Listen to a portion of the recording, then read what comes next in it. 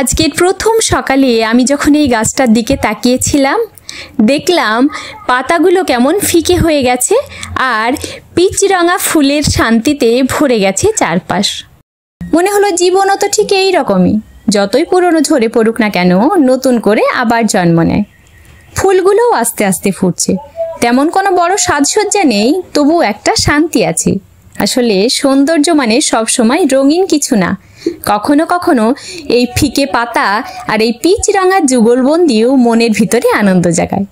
এখানে বসেই আমি ভাবছিলাম, আমরা প্রতিদিন কত ব্যস্ত থাকি, অযথা সময় নষ্ট করি, অথচ একবার যদি গাছেদের মতো সহজভাবে বাঁচতে পারতাম তাহলে হয়তো মনটা অনেক হালকা হতো। প্রকৃতির কাছে বসে আমি শিখেছি, প্রকৃতির ভিতর ডুবে যাও, শান্তি মনের ভিতরে ভরপুর হয়ে উঠবে। Dream garden Nadia.